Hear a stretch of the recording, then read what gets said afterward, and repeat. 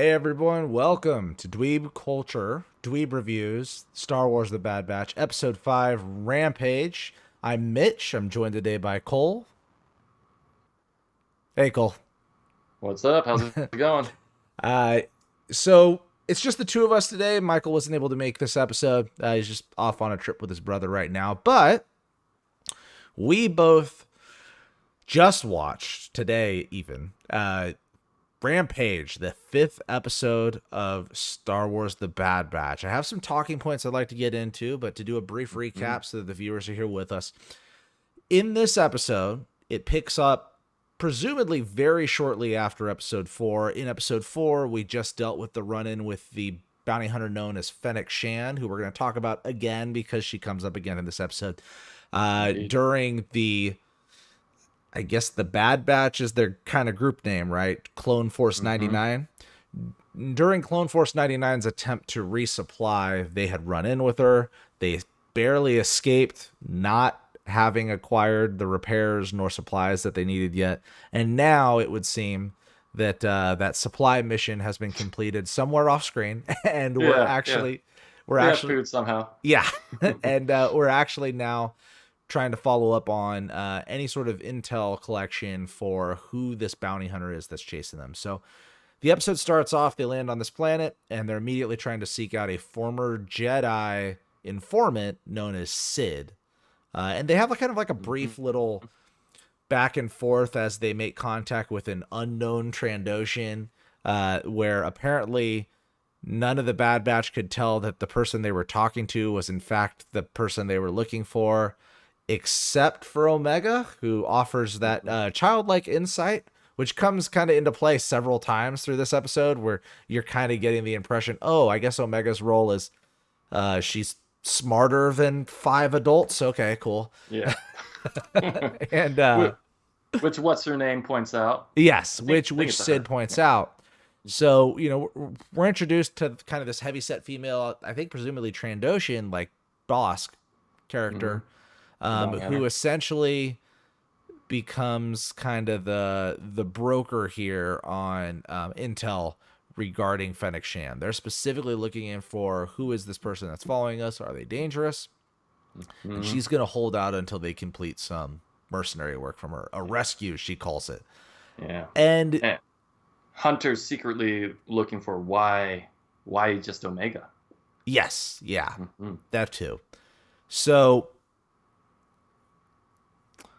that the mission, the rescue mission, I should say, that is kind of the fun part of this episode. We get to see this run in with I believe there's Zergian slavers that have Sounds right. captured a couple of like Falleen, which are I know I'm doing like deep dives on the races here. So the most famous Star Wars character that's Trandoshan is Bosk the Bounty Hunter. He's in The Empire Strikes Back. He's a big hmm character in the Clone Wars, and he kind of has a lore that extends outside of just the canon 9 episodes of Star Wars, 9 movies of Star Wars. Um, Right. so it's cool seeing another of that race, of course. The Zergians, I don't really have any particular connection to. I know that they made appearances in the Clone Wars and that they are known to be a race of like slavers, which is very much what they're doing in this episode. But hmm really, for those that are, super fans, the highlights of this episode are how they tie in to the movies, the original trilogy movies, really, because that's what we're looking at. We've already talked about this beforehand. We're really interested in seeing how the Republic's army goes to become the Imperial, armies, stormtroopers, forces, all of hmm that. We've The already seen, stormtroopers we know from the movies and have seen yes, many times over. yeah, and hmm we've seen some of that already. That was very much a large plot in the past several episodes. hmm But going into this episode, the kind of Easter egg deep dives are that the other captured aliens, aside from the, Rancor, which is, of course, the large Easter egg of this episode, Right. are Pauline, which we know from, or to be a part of the Black Sun, like criminal syndicate, Guild. which Yeah. is commanded by Darth Maul in the Clone Wars, Mm-hmm. and in Solo as well. Yeah. And then of course the big Easter egg, which is the adolescent that they've been sent to rescue, named Moochie. Moochie, is in fact a Rancor, and not any Rancor, but Jabba's Rancor, presumably the same Rancor that Luke kills at the, Yep. in Empire, or not Empire Strikes Back. In I Return mean, of the Jedi. that's a given right there. Yes, yeah. I mean, that was the only Rancor I saw in Jabba's palace, so we're assuming it's the same one. And this is a fairly fun part of the episode. The Bad Batch gets captured. Omega again, the only smart one, aside from Echo and Tech and everybody that's smart, the only streetwise smart one not to get captured, goes about rescuing them. Yeah. Well, I did like when so I watched these last two episodes back to back, and because I missed last week's. But what I did like when they were first starting off on the episode, like Hunter asked Omega, all right, what are you supposed to do? It's like, all right, don't trust anyone but our squad. Yeah. Don't trust strangers. Which is good. Follow orders. Because that was obviously the major drive in episode 4 of what led to Fennec Shand tracking them down and nearly capturing her. Yeah. I was like, all right, good. We got that cleared up. Which it's funny because the character development as far as Omega actually becoming a part of the team is going by very rapidly. I mean, these are very short episodes, and each episode they deal with one thing and then we're not going to deal with that anymore. Like, for example, it was only a couple episodes ago that they were like, Omega's a kid, we don't want to actually take her on the missions with us. And then they had Hunter gets knocked out and she saves his life. And then he's like, all right, never mind. You're a part of the crew. Yeah. And then in the very next episode, even though she's a part of the crew and they assign her roles as a part of the crew, she completely blows their cover to Fennec Shand. And they're very much like, well, you know what? We didn't tell her not to talk to strangers. Our bad. Cool. We're just going to keep going ahead. We're not going to touch back on she's a child. Should we really get her involved? They very much want to rush to the point of, no. She's a part of the Bad Batch. This is what we do. Here we go. Yeah. And it is still very much like a Monster of the Week type of show. Every new episode, like, what sort of wacky adventure are they getting into this time? And exactly, it's sometimes fun. I think for us, you and I in particular, having just watched Falcon and the Winter Soldier, having just watched Invincible, we're used to these shows that are like rapid pace. Let's carry the storyline forward. This is not that, which is okay. We just have to adapt to that. We just have to adapt to that because I'll be honest, I haven't broken that cycle yet. Every episode, I'm like, all right, cool. What sort of thing goes down? Oh, nothing. Okay, well, that's right. I have to remember this is a longer season. Presumably, this is going to be an expanded series. That's not just a one and done. Here's the short tale of the Bad Batch. So it's okay that they do these sort of small adventures. Yeah, this episode was, about Omega's favorite color. All right, we found that out now.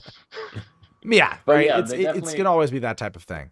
Yeah, like deciding to not leave her with that family on that one planet on the other episode was solidifying her with being in the Bad Batch. Yes. And the past one was like, okay, she's not exactly field savvy. We gotta get some ground rules going in her role in the Bad Batch, which we're still discovering. Yeah. But in this episode, she kind of nails it. She definitely carries her own weight and saves all of them when they're in a bad spot. So we get some fun action scenes with the adolescent Rancor. He's essentially an enormous gorilla. He's beating people up. He's deflecting laser blasts like they don't really hurt him. And then he defeats this massive dragon thing. And it kind of like scares him off. He's like doing the Hulk wave thing up with his tail and smacking him on the ground. And then the real showdown, though, we already have a big gorilla in Wrecker. So we know we got a Mano y Mano 1v1 the Rancor versus Wrecker, which is ridiculous. I'm sorry. It's a ridiculous concept.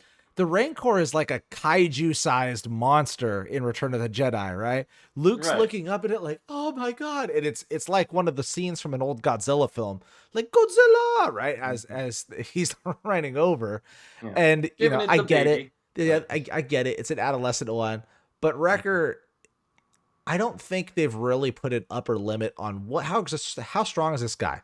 Because you'll remember, he rips the chain that's tying all of them down, no problem. Simply breaks his handcuffs, breaks his collar, like one-handed breaks his collar, like, oh, this guy's got super strength. Like Jedi aren't this strong. He doesn't have the Force, and Jedi aren't this strong. And he's just, fight a Rancor with my bare hands? I got this. And he's running in, and then the brawl starts. And it was a fun scene, don't get me wrong, but it's interesting. I think they put the chain breaking scene in there strategically to show just how strong he is. And it's like maybe he stands a chance against the Rancor. Yeah. And then they end up just like sloppily throwing punches to see who would pass out first. Now they're walking a dangerous path. They're making the Rancor likable when we know Luke kills it. So you don't want to go too far down that road of being like, Moochie, he's our favorite character. Because your hero in about 23 years is going to... Does he strangle it? Oh, crush it. Crush it with a big fence. Crush it with the gate. Yeah. But I will say, how do we know Moochie actually died in Return of the Jedi? Well, because his handler was sobbing. And he was just like, oh, maybe he just got a sprained neck or something. I don't know. His handler was full on bawling. Yeah. Which I want to go back to and see if he actually mentions Moochie at all when he's sobbing. Yeah, I'm curious if this is the big reveal of Jabba's Rancor's name, or if we already knew this, because I didn't know it. It was definitely new to me. Yeah, I don't think anyone knew his name. Yeah, I hadn't picked up on it, so I'm guessing that's the big reveal. Maybe I'll title the episode that. Huge reveal, Rancor's name, Moochie. So, anyways, very fun episode. You know, it ends with them having captured Moochie after, Wrecker asserts its role as the Alpha Rancor by fighting him in combat. That's the only way to become friends with it. And then we do get a little cameo appearance from Bib Fortuna, who is very terrified at Moochie having been lost and ecstatic to get Moochie back. And we do get to see a couple of the Jabba's Gamorrean guards. This is really cool because, fans of The Mandalorian will remember that in season 2, in the post-credit scene, we get to see Bib Fortuna post Jabba the Hutt very briefly. So now we get a throwback, of course, back to Bib Fortuna, 30 years earlier, when he's much more athletic of build, as opposed to at the end of The Mandalorian, where he is the new Jabba. But exactly. This was a fun episode. I liked it overall. Obviously, it's not carrying the story too far forward, but it was fun. Yeah. Well, it carried the story a little bit forward in that. What was the information Hunter got? From you're right. Sid? We do get the reveal of Fennec Shand. Yes. Like kind of confusing, but you go first. Yeah, you kind of assume that the Empire just put a bounty on the Bad Batch in general, which they probably do. They do. But yeah, it's just for Omega though, and why? Which they kind of touched on. That, what was it, Mitch? They needed more blood samples, basically. Yeah, so we briefly discussed this in the last episode, but I think you and I should go into it further here. It was only a couple episodes ago that we had the scene between the two lead Kaminoans. That's what they're called, right? The long neck people. Kaminoans. So we had the scene between them where they talk about the original sample they've been cloning for has heavily deteriorated and they're going to need to replace it. They're talking, of course, about whatever sample they drew from Jango Fett.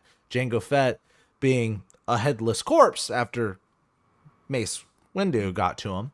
But that timed well with the very next episode being the bounty hunter's bounty on Omega. So it's very likely, I think, or at least insinuated here, that Omega is probably who they intend to be the next, genetic material source to draw the clones from. Now, why? That still has yet to be revealed, which kind of plays, I think, into what we've been talking about. And everybody in the Bad Batch has their own thing, their own genetic mutation. What is hers aside from being a girl, right? Because it has to be more than that. They're not going to be like, well, she's a clone, but not a boy clone. Okay, who cares, right? Yeah. So, we've hinted at maybe thinking she's a Force-sensitive clone, but then they've kind of strayed away from that. Like, they've not given us any clue of that being present since.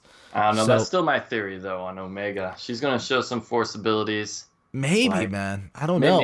Maybe they hinted at it in this episode with her, like, saying, oh, this is Sid. Yeah. Yeah. Maybe it's just common sense. All of our other clones are dumb. This is the one that has common sense. Maybe we'll clone this one. But overall, that's kind of the way the story seems to be going forward, which I don't hate. I like it. It's interesting. They do very much nail this kind of Ninja Turtle, essence within the Bad Batch itself. It's just Brotherhood. Just a slower pace. That's all. It's just a slower pace. We're going to get small details here and there. And then probably like the last 2 episodes are going to be massive leaps forward in the story, which I'm okay with. I'd like to see. It is what it is. Yeah. I'd like personally to see a little bit more from Crosshairs. I liked when they were doing that. Hey, we're seeing the story through perspective of the Bad Batch and then also through Crosshairs. We've not seen him now for a couple episodes. So I'm hoping we get back to him in the next one.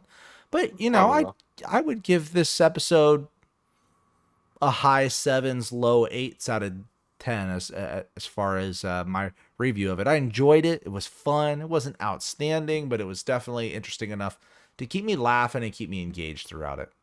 Yeah, I agree with that 7 to 8 rating. Yeah. And one thing I will note is that Wrecker is having those head pains still in this episode, which I guess they're referring to the chip they have implanted in their heads. Oh, you think it might have something to do with the inhibitor chip? Yeah, because he keeps on having those headaches, and I think at one point he keeps hitting his head against things too, though. Yeah, but he keeps on complaining, and Hunter's like, "Are you all right?" He's like, "Yeah, it's nothing. I got it." Yeah. Huh? I didn't even pick up on that. I'm very interested in that now. Yeah, he did a little headache complaining in this episode. So that's a little hidden feature that will definitely come to surface at some point. All right. Well, we're going to talk a little bit more about this series coming up. We have in the immediate horizon another show that we're going to be reviewing in the form of Marvel's Loki, which is coming out soon. Mm-hmm. But the Bad Batch, super excited for. Oh yeah, we're all very excited about that. The Bad Batch is right on the edge of having done enough to keep us interested in moving forward. So we'll see. We'll definitely be back for the next episode and give you guys our review on that. But so far, we've seen a lot of Easter eggs to extended universe lore, new canon lore. It's all very exciting stuff. I think that they're doing the right thing by taking the Bad Batch in the direction of kind of the Star Wars fringe universe, because if they're not going to stick to, the Rebels and the Imperials, the next most interesting thing is the crime syndicates, the bounty hunters. It's a very, very cool and large aspect of the Star Wars universe that has not been explored enough in the new canon. I mean, the Mandalorian kind of started to stray into it, and then they got right back to Jedi when, it's the Darksaber and Ahsoka and Luke in the last season. So Star Wars has a real problem with being about a galaxy far, far away, filled with trillions and trillions of aliens and beings and civilizations, and focusing on the same 6 Jedi character throughout every Well, it's because so many fans are like me, because I love the Jedi and the Sith and the lightsabers and everything. Oh, I do too, for sure. But it's going to be hard to tie a Bad Batch storyline into that. And I think as long as they stick to exploring kind of the expansive fringe universe and the development of the Empire, it's going to be a fascinating story to watch. For sure. For sure. All right. Well, thank you, Cole, for this 2-man episode of Dweeb Reviews. I think we You did know it. okay. We don't need Yeah. Michael. Just get rid of him. Yeah. Who's Michael? All right, guys, Yeah. and thank you guys for tuning in. Please like, comment, subscribe. We'll respond to anything that you give us below, and see you for the next episode. Have a good Take one, care, guys. guys.